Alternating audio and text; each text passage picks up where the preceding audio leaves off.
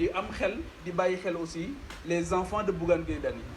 maa ngi koy bàyyi maa ngi leen di bàyyi xel bu baax a baax a baax ñi téye Bougane ñooñu jamono bii may wax ak yéen ña nga nekk ak seeni doom. ngeen baal ma de billaay ngeen baal ma tey moom da ngeen may jégal rek da ngeen may jégal rek xam nga ma di exprimer li nekk sama biir xol parce que tam am loo xam ne góom yenn saa yi nga denc ko mu mujjee laa sànq quoi waaw surtout xol moom wax dëgg yàlla dafa jege ruux lool sax dafa ah mu ngi noonu may bañ sama bu mu xol bi dagg may leen ma exprimer wu rek xam nga ñu jàll parce que ce phénomène là ce journal wala journal àdduna war xamatuma sax lu mu doon waa jii nii jooykat bi quoi le pleureur de la nation le pleureur de la société bon nee na nii wax na nag lu am solo nee na mu ngi bàyyi xel doomu Bougane Gueye Dany yi déglu leen ko di passer un dimanche ak seeni doom ñi téye Bougane ña nga toog ak seeni doom donc tey ñi leen jël en otage weesuwul diggante primature ak présidence de la république loolu mooy la vérité c'est un prise d'otage la te nañu ko bàyyi mu dellu këram ñuy woo kilifa diine yépp di woo ñi dañoo bëgg taal réew mi dëggantaan xam nga bi ñu naan gis nga Sonko bi muy nekk opposition ñu naan dafa bëgg taal réew mi instant boobu noonu c'était un feu taal la woon boo xam ne taal boo xam ne ñoom système bi la doon lakk taal boobu noonu ñu doon jiñ Sonko naan ko naan day jéem a taal réew mi du woon taal boo xam ne taal buy yàq réew mi la bu ñuy yàqal ñun askan bi waaye taal la boo xam ne ñoom la doon yàqal seen i mbir ñoom la seen système doon daanu ci feu boobu noonu donc loolu tax ñu jiñoon ko lu nekk waxal ko fi lu nekk mais instant bi nag dañoo dem ba nga xam que ni dëgg la vérité li nga xam ne yàllaa ko moom loolu tey moom moo jiital Sénégal te vérité boobu noonu mu ngi balle ci xolu sénégalais bu nekk ñun Sonko bëgguñu ko parce qu'il est beau wala il est gentil wala il est donne de l'argent il est non au contraire c'est nous qui lui donnons notre argent Sonko bu bëggee beauté sax ñun ñoo koy may beauté waaw ngeen jéggal ma ngeen baal ma waaye je veux dire maanaam xaalis sax ñun ñooy yëkkati suñu xaalis di jox Sonko la preuve na génnaat tey ci ngoon léegi ne sénégalais bu nekk na joxe junni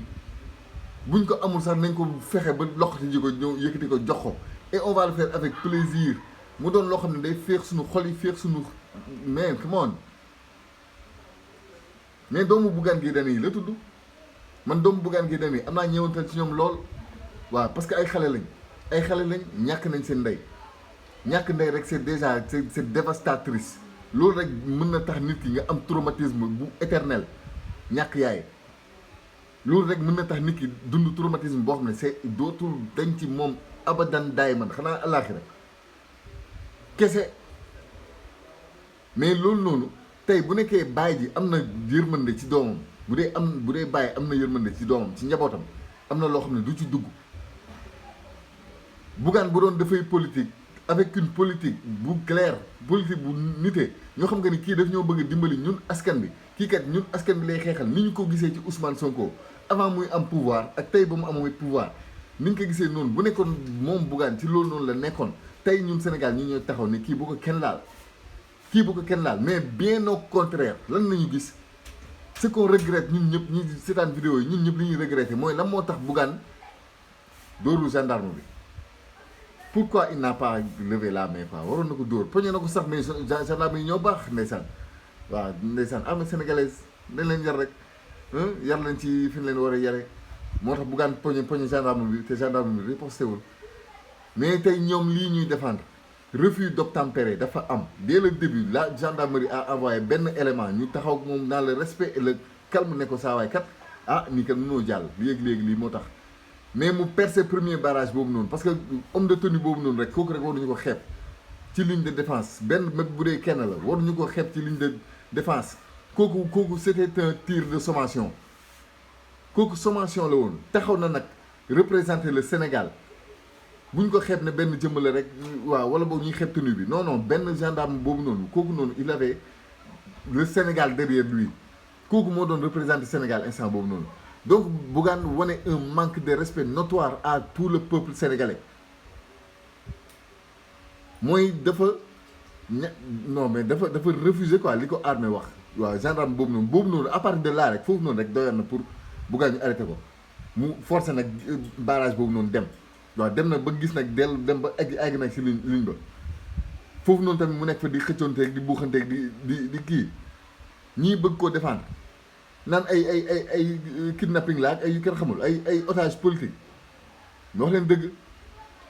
leen dëgg ragal leen yàlla des fois ngeen xalaat yàlla da ciy baax quoi te yàlla dëgg la bëgg waaye nit nag booy xam nga diwoo say neefere xam nga que ni li ngay diwoo ni mu ngi xasaw xunn ba pare nga bëgg ñëw gëmloo que ni parfum lay xeeñ dañ lay naan yow da nga ñoo yàpp loolu mooy wax ci waaw donc nag nii le combat ne fait que commencer man lii yàgg naa ko ku doon séance sama vidéo yu daaw sax xanaa ci waxtu bi maa ko doon wax naa leen bu leen yaakaar mukk que ni opposition maanaam système bi élection day jàll rek tey Pastef gagné rek système bi jeex na bien au contraire foofu nag la ñuy jugee nag parce que seen weccet dina des quoi foofu la ñuy jugee gën a mën a diaboliser gën a mën a yàq donte nag seet na que ni lu bëri instant bii nii xaw na wàññeeku waaw par rapport ak bi ñu yoree pouvoir ñoom mais tey la ñu gën a mën a yàq te tey jii nag ñii la yàqkat yi ñii la ku ci mel ni dof bi jooykat bi le pleureur waaw rongoñ maan ak keneen ki dof bi Bougane moom it Anta Babacar Ngom xeet boobu noonu Assane Diouf ak ay ñoom maître El Hadj Diouf kooku moom bëgg ma sax ku ko la moom maître moom bëgg ma ko wax ci moom lu bëri sax parce que mooy suñu comédien national moom wax dëgg yàlla nañ leen ko des fois ñu kaañoo ko rek mais nañ leen ko bàyyi ci scène bi tuuti waaw donc Bougane moom la waroon toppandoo Bougane ci lignam boobu la waroon jël doonoon comédien ñu koy reetaan loolu bu ko defoon dina il aurait un peu plus de sympathie quoi mais fou qu'il est ndeysaan traumatisé qu'il est waa ji nee na day sonko la xëccoo ak sonko diiranteeg moom mbagg mais fan la lay mener ça ne te mènera à rien waaw après na nga am ñaari ñetti nit yu naa fekk ba kenn xamul lu ñu niroo toog fi naan dañ lay défendre toog fi naan di wax ay non mais c'est extraordinaire waaw donc encore une fois rek daa mun moon bañ a waxaat ci lii parce que doomu Bougane Gueye Dany yi waaw ñoo ngi leen di bàyyi xel quoi franchement vous serez des victimes de grandes victimes yéen tamit waaw parce que boo leen tourné gisoo leen ndey tourné gis seen bàyyi ñu téye ko ci net bi di ko xam nga te moom moo bëgg loolu traumatiser say doom naan leen ay kaso laay dem ñu tourné duñ gis ndey duñ gis bàyyi pour lan moo ko fi jar ci àddina waaw donc xale yi ñu ngi leen di bàyyi xel bu baax a baax di leen ñaanal yàlla seen papa xam nga mu doon nit koo xam ne yàlla day jékki-jékki rek wëlbati xel bi waaw mu doon nit ku responsable mu doon nit koo xam ne il sera conscient xam ni que ni ñun sénégalais yi ñoo ko bëggul moom ak Macky Sall instant bi bu juumee sénégalais yi